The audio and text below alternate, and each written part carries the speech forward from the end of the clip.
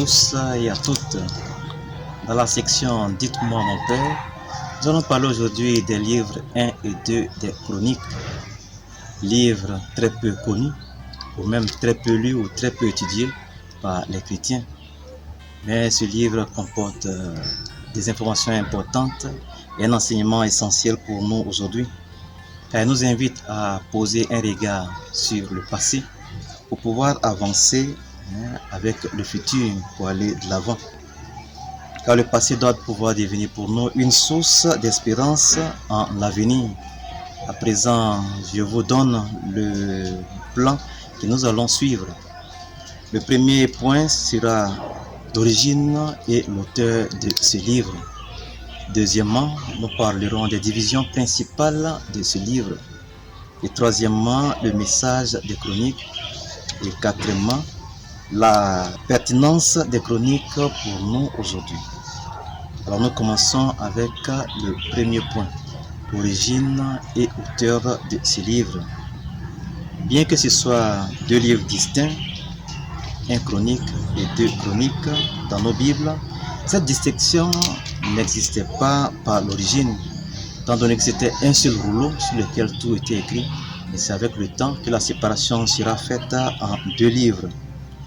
L'auteur des chroniques était un lévite de Jérusalem, appartenant profondément à ce milieu. Les livres des chroniques d'après la Bible, d'après le titre hébreu, la Bible grecque et la Vulgate les appellent paralipomènes, c'est-à-dire les livres qui donnent des choses omises et qui apportent aussi un complément au livre de Samuel et des rois. Ils nous enseignent ou nous fournissent ici une histoire d'Israël qui part d'Adam et se poursuit jusqu'au 4e siècle avant Jésus-Christ.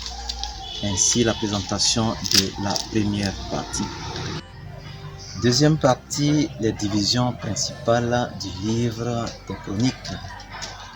Un chronique comporte 29 chapitres divisés en deux parties essentielles. La première partie qui parle des tables généalogiques, la deuxième partie qui parle de l'histoire de David. Deux chroniques quant à lui comptent 36 chapitres divisés également en deux parties essentielles. La première partie qui parle du règne de Salomon et la deuxième qui parle de la monarchie après Salomon. Alors dans son ensemble, nous pouvons retenir comme plan total du livre les tables généalogiques, l'histoire de David et l'histoire des rois d'Israël. Le message des chroniques. Écrivant pour ses contemporains, le chroniste leur rappelle que la vie de la nation dépend de sa fidélité à Dieu et que cette fidélité doit pouvoir s'exprimer par l'obéissance à la loi et à la régularité d'un culte animé par la vraie piété. L'auteur veut également faire savoir à son peuple que c'est une communauté qui doit être sainte, par laquelle se réaliseront les promesses de Dieu faites à David.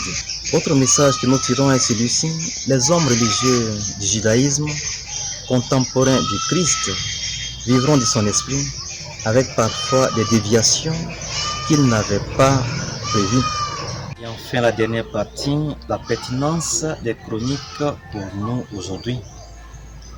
L'auteur veut nous montrer comment devrait être la vie du peuple aujourd'hui.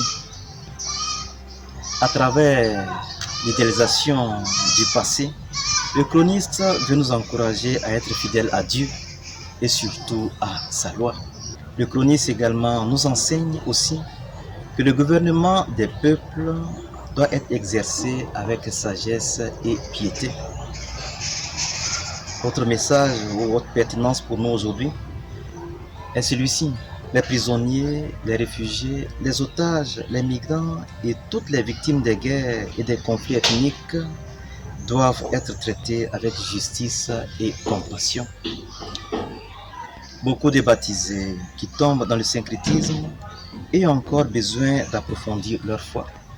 Autre pertinence pour aujourd'hui, la dernière pertinence est celle-ci: en tant que chrétiens, nous devons éviter de combiner notre foi avec les pratiques superstitieuses et croître dans la foi pour la proclamer et la diffuser autour de nous. Chers auditeurs, parvenus au terme de notre présentation, nous pouvons retenir que les chroniques, le livre des chroniques est d'une pertinence pour nous aujourd'hui. Le message qui est délivré, c'est l'espérance et la conversion qui est toujours possible. Nous avons à nous convertir, nous avons des efforts à pouvoir mener. Alors j'invite tout un chacun à aller à la découverte de ce livre qui pourra nous enseigner et nous aider à pouvoir faire un regard en arrière et pouvoir aller de l'avant. Merci pour votre attention.